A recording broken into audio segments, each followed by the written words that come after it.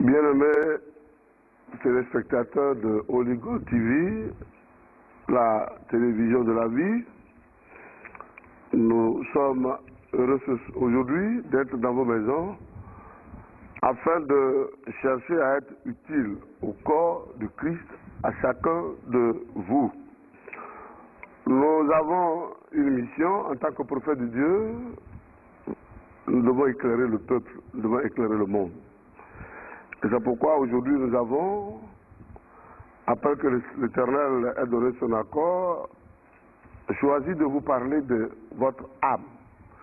Le thème donc de notre enseignement portera sur essentiellement les choses de l'âme. Donc notez, thème Jean 8, verset 32, vous connaîtrez la vérité et la vérité vous affranchira.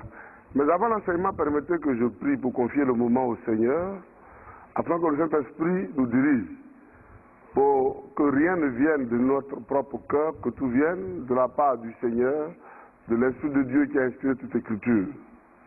Père, comme tu déclares, si l'Éternel ne bâtit la maison, celui qui bâtit, bâtit en vain.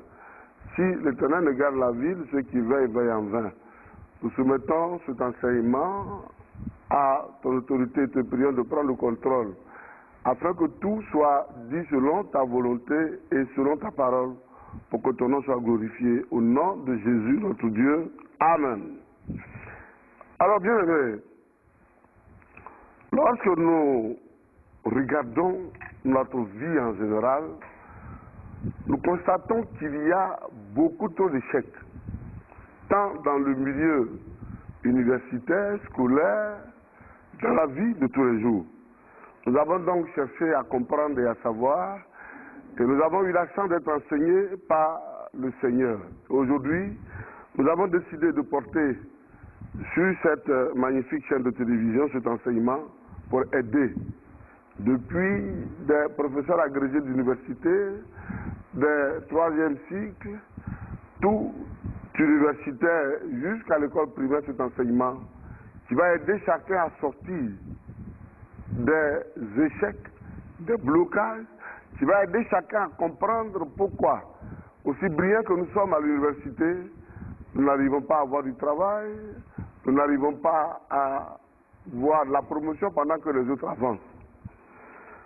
Peuple de Dieu, aujourd'hui donc notre thème portera sur vous connaîtrez la vérité et la vérité vous affranchira.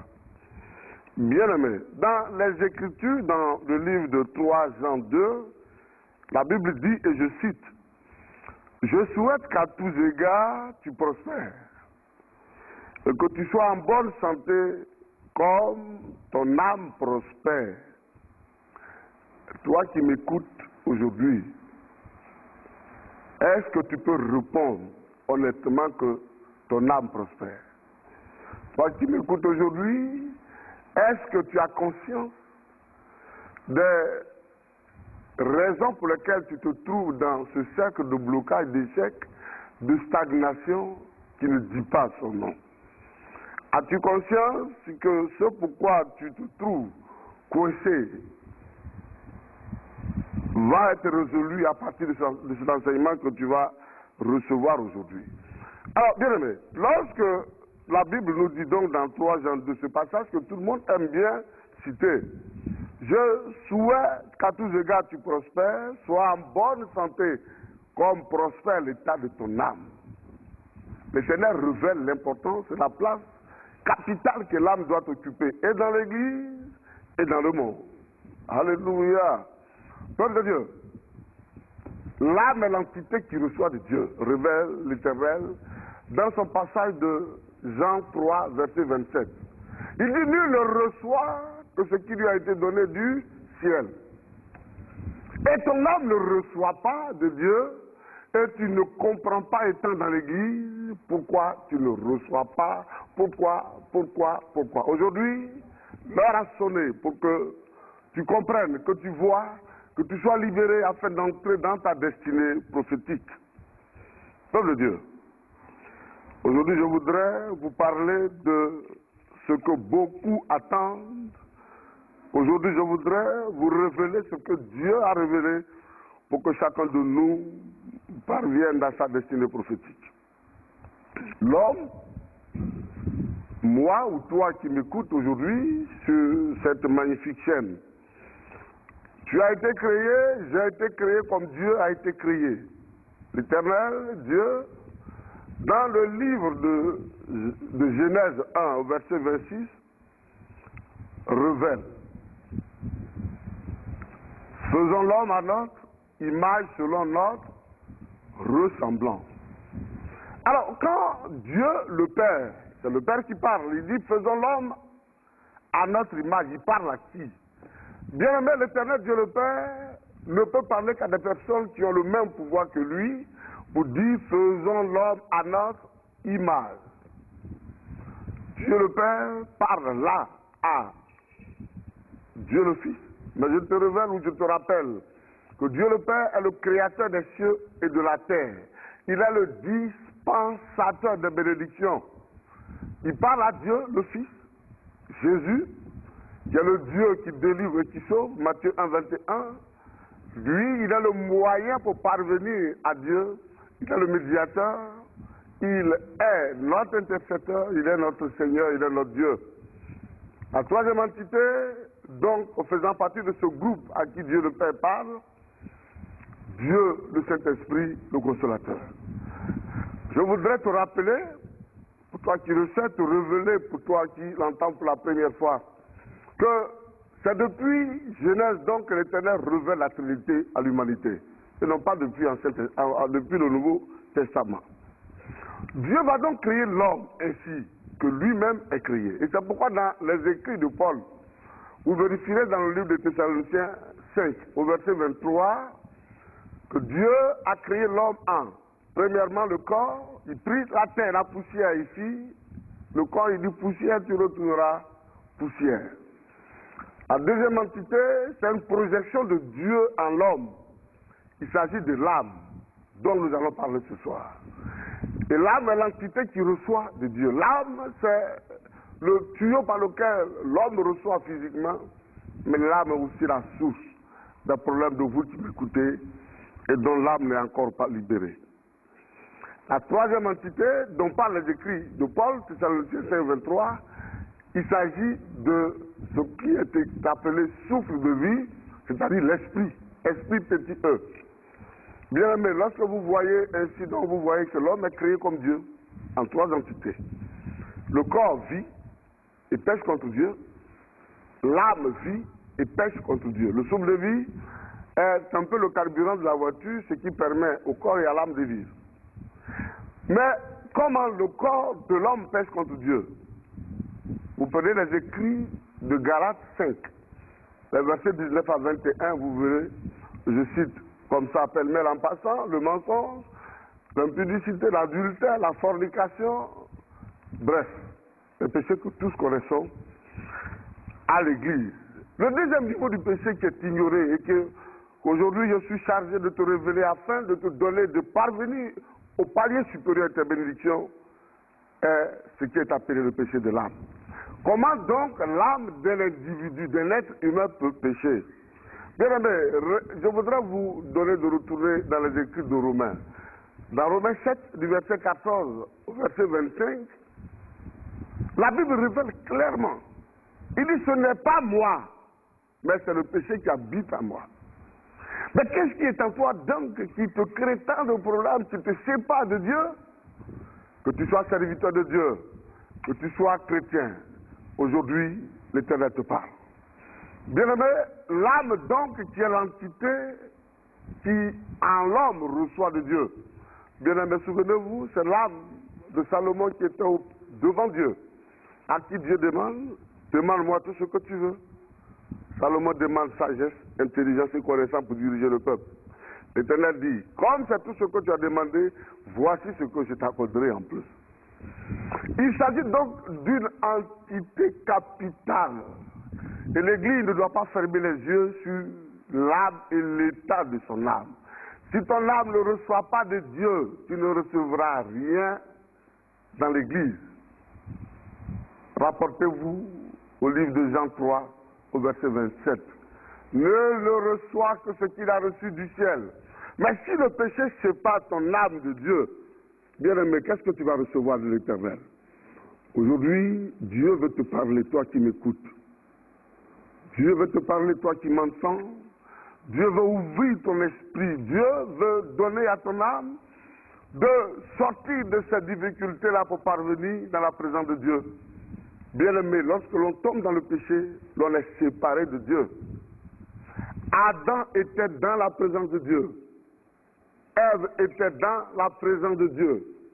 Lorsqu'Adam et Ève pêchent, ils sont chassés du jardin d'Éden.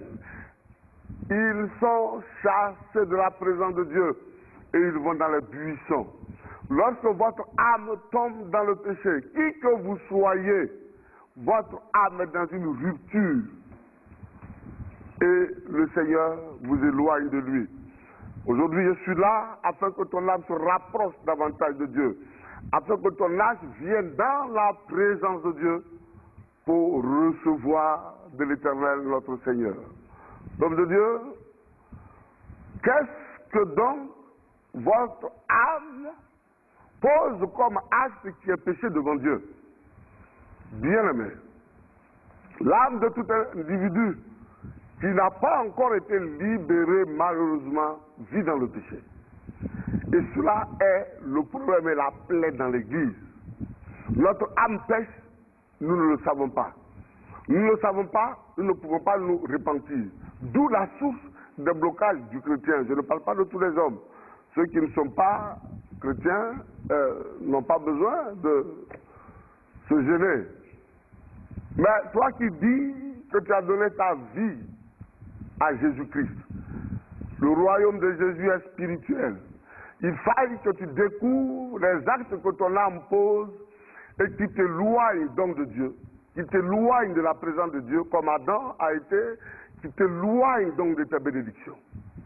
Quels sont les actes dans ta vie, toi qui m'écoutes, qui est appelé péché de ton âme? Alors, les péchés de ton âme vont être classifiés en 4 points. Premièrement, vous notez les actes communs à toute âme non encore délivrée. Bien-aimé, qui que tu sois pasteur, que tu sois appelé prophète, que tu sois révérend, que tu sois serviteur de Dieu, que tu sois chrétien ou chrétienne, si tu ne découvres pas ce palier de ta vie pour te repentir, tu vas rester dans des blocages, dans les stagnations. Peut-être qu'au plan intellectuel, tu veux que beaucoup qui avancent et toi, tu restes au même stade.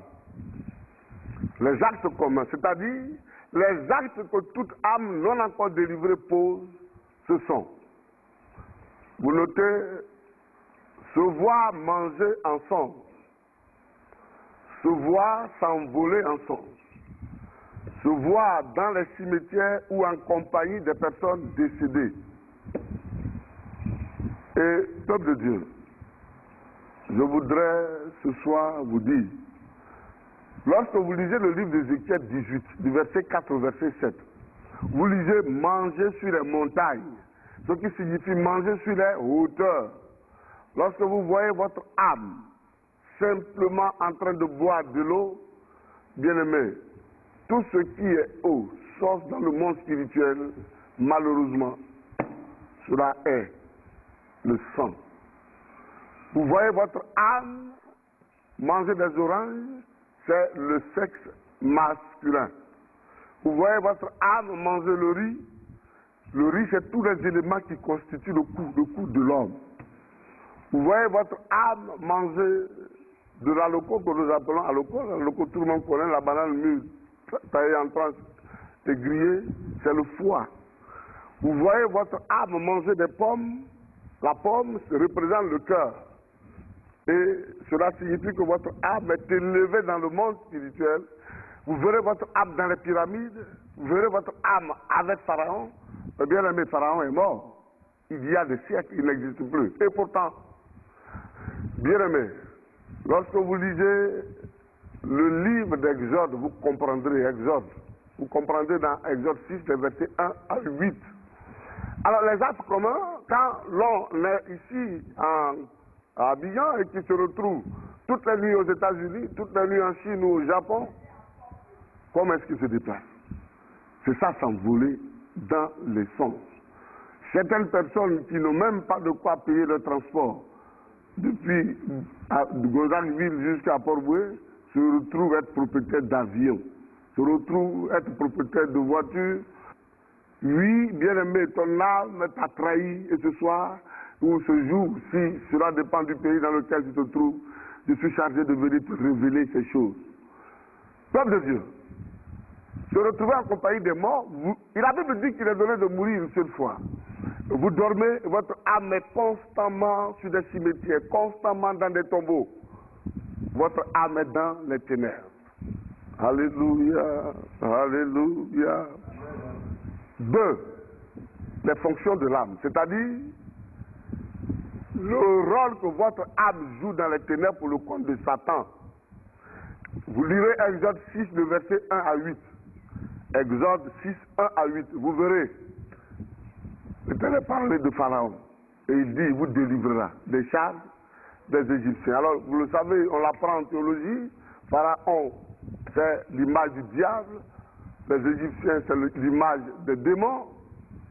Et l'Éternel dit qu'il vous délivrera des charges. Comment un médecin, je parle de médecin, docteur en médecine, peut se voir, lui, être cuisinier toutes les nuits, mais dans quel restaurant ou dans quel pays? Comment un professeur agrégé d'université, au lieu de communiquer son savoir aux enfants, se retrouverait avec des fusils en plein Abidjan, aller à la chasse? Je voudrais que ce soit toi qui m'écoutes, tu comprennes que si ton âme n'est pas libérée de ces choses, ton âme ne recevra pas les promesses de Dieu. Aujourd'hui, il est temps que chaque enfant de Dieu se lève pour que son âme qui demain comparaîtra devant Jésus-Christ soit libérée du péché pour être acceptée dans le royaume de Dieu. N'oubliez pas ce que la Bible promet dans le livre de 2 Corinthiens 5 au verset 10. Il nous faut tous comparaître devant le tribunal de Christ afin que chacun reçoive selon le bien ou le mal qu'il aura fait éteint dans son corps. De quoi parle Corinthiens?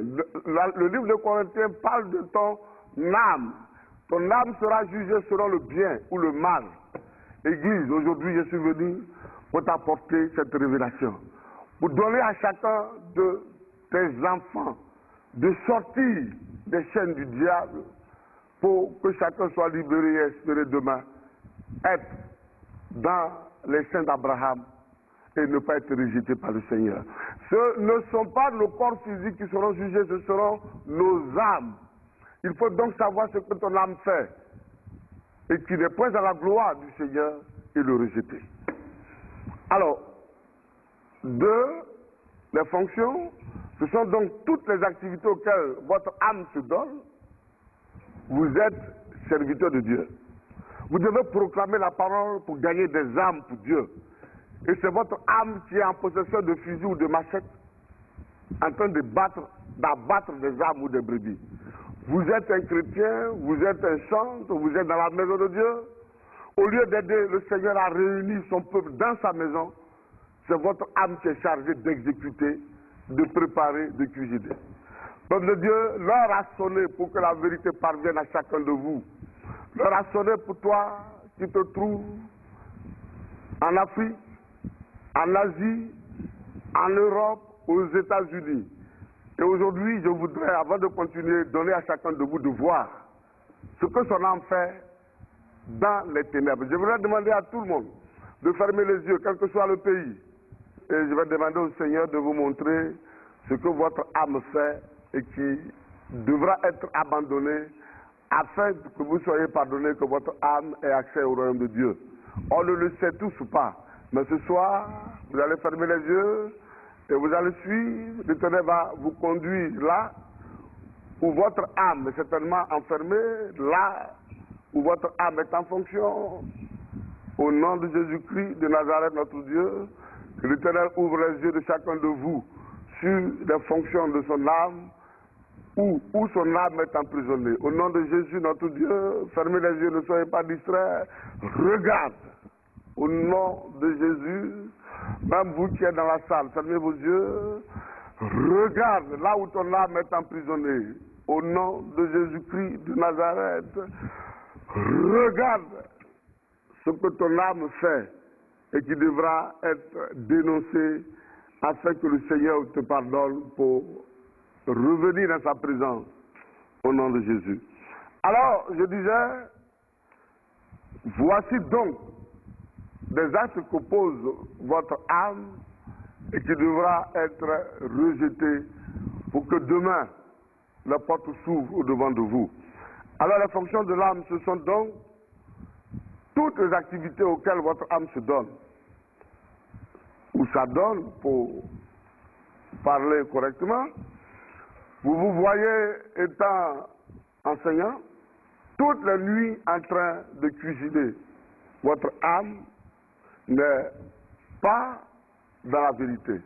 Parce que votre âme s'adonne à la cuisine pour les festins du monde des ténèbres. Vous voyez votre âme dans les marchés avec des sacs, avec des paniers. Ce sont des achats et cela s'appelle être serviteur ou servante. Vous voyez votre âme avec une machette, une hache. Vous voyez votre âme avec un fusil. Votre âme est agent destructeur et est mandaté par le diable pour détruire la vie des enfants de Dieu. Votre âme est dans des cuisines, toujours derrière de grosses cuisines, de grosses marmites en train de préparer quoi? Il s'agit de l'âme. Aujourd'hui, je voudrais te dire, je voudrais te demander, je voudrais souhaiter que chacun de nous ait conscience que ces choses-là l'éloignent de Jésus. On ne peut pas être avec Christ, avec son corps, et voir son âme être contre Christ. Aujourd'hui, l'Éternel te parle et il est temps que tu prennes la décision, la bonne décision de voir ton âme au service de Dieu, ton âme venir louer Dieu, ton âme adorer l'Éternel. Alors, après les fonctions, il y a les alliances, c'est-à-dire tout ce que ton âme livre au diable pour recevoir une autorité ou un pouvoir. Alors, l'alliance sur la prospérité, il s'agit de quelqu'un qui, toutes ses nuits, ou sur toutes ses couches, voit son âme distribuer de l'argent, voit son âme perdre son portefeuille ou son chéquier. Ton âme a livré ta prospérité au diable. Et c'est pourquoi tu verras que tant que ce que tu as en main n'est pas fini, tu n'as pas d'entrée. Dès que tu as une entrée d'argent, il y a un décès, il y a une maladie, la maison prend feu, ta voiture coule bien. Et lorsque tu as fini de dépenser, lorsque tu n'as plus rien, il n'y a plus de problème. Aujourd'hui, l'Éternel te parle. L'Éternel veut que tu prennes la décision de quitter cette partie de ta vie qui n'est point du Seigneur, mais du diable.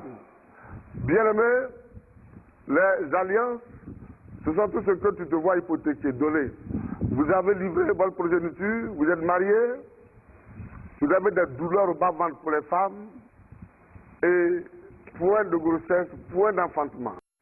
Votre âme a livré la réussite, le succès et la chance au diable, malgré les diplômes, malgré les projets que vous avez, vous n'avancez jamais. Votre âme est toujours dans les difficultés, donc vous-même, vous vivez dans des blocages inexplicables.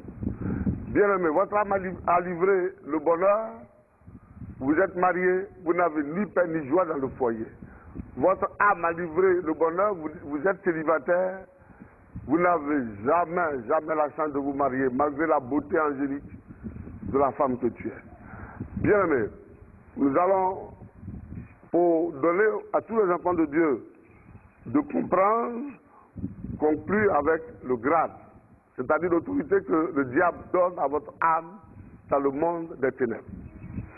Si vous êtes quelqu'un, et je prendrai essentiellement deux grades, le grade 14 et le 13. Le grade 14, vous faites de la divination. Vous êtes quelqu'un qui, lorsqu'il a une pensée négative, lorsqu'il a une vision négative, Lorsqu'il a une parole ou une pensée négative, bien aimé, ce qu'il a dit ou vu arrive sans erreur. Et ce genre de personnes sont appelées dans beaucoup d'églises de prophètes, alors qu'à la réalité, ils ne sont qu'agents de divination. Tout ce qu'ils disent en mal arrive à 100%. Opposé au prophète qui, lui, tout ce qu'il dit en bien, toute bénédiction ou toute action de grâce prononcée par sa bouche s'accomplit. Parce que la bouche de Dieu aura parlé. Enfin, le grade 13, vous êtes quelqu'un de difficile, très difficile, qui ne supporte pas l'autorité de qui que ce soit, qui n'accepte pas d'être repris. Et ce genre de personnes, dans un foyer, vous n'avez que le feu et la discorde. Une femme chrétienne qui sait que l'homme est le chef de famille, mais insoumise comme dans le monde. Peuple de Dieu, aujourd'hui, il m'a été donné de vous parler de votre âme. Nous espérons qu'à une autre occasion, nous aurons le temps de parler et de vous donner de voir. Que Dieu vous bénisse et à la prochaine.